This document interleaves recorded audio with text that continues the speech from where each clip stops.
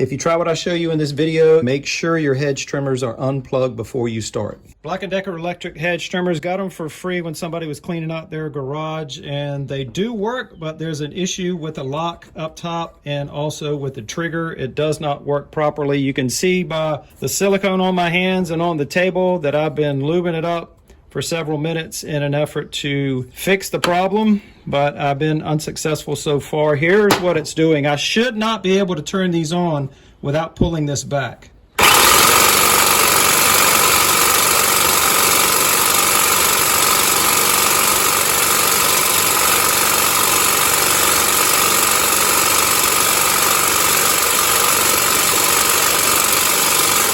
This up top, this lock is not going forward far enough.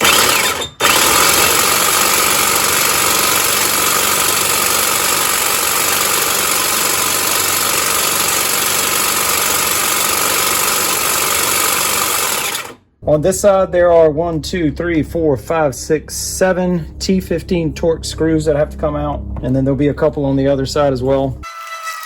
That one is Phillips head for some reason. Maybe they replaced it. Or maybe the one on the other side is Phillips head as well.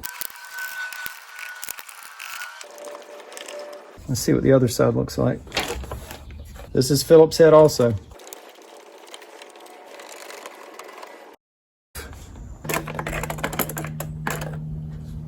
I'm trying to see what side the switch assembly is mounted on, and it looks like it is going to be better to have the Black&Decker side down, because I don't want that switch assembly to come out.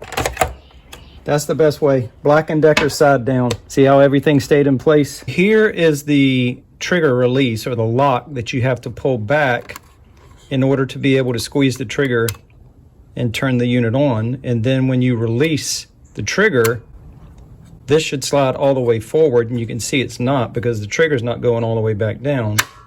That's what should happen every time. But it's catching, it's hanging up right here, I believe.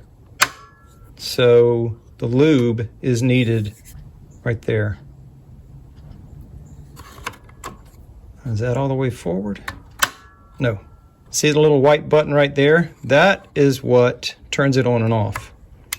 So that's on, and when the trigger comes back down, if it goes down far enough, then it releases that little white button, and that shuts the unit off.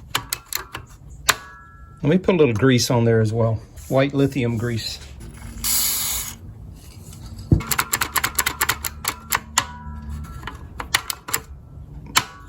Maybe there's a friction point down here.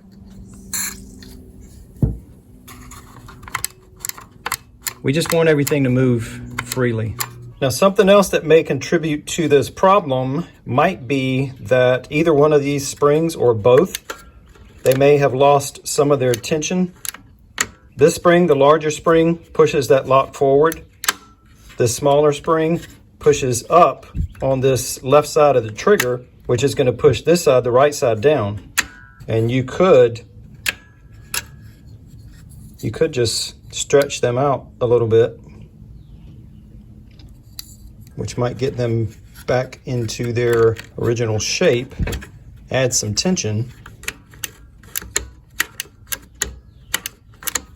and maybe that might solve your problem. So in addition to the silicone or the grease, check out your springs as well. Before I put it back together, I'm doing one other thing while I have access. This is the commutator on the motor, and see the carbon deposits right there?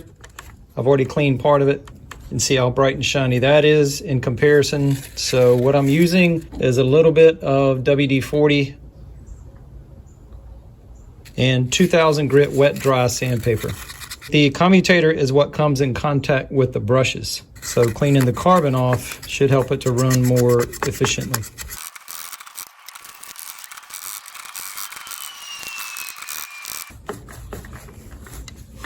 That looks much better. Now let's put it back together, and hopefully that trigger and lock assembly, they're going to work.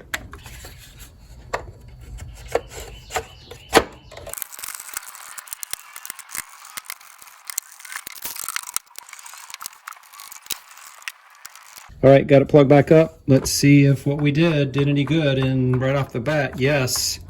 Before, when I squeezed the trigger, it would run without my having to pull this back. So now let's see Pull it back. All right, that's a good sign. Yeah, we're good.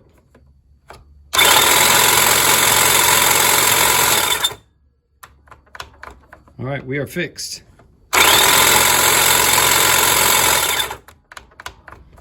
It is a few days later, and I actually just used these for about an hour, and they shut off every time I release the trigger, so they continue to work as they should. All it needed was some lubrication.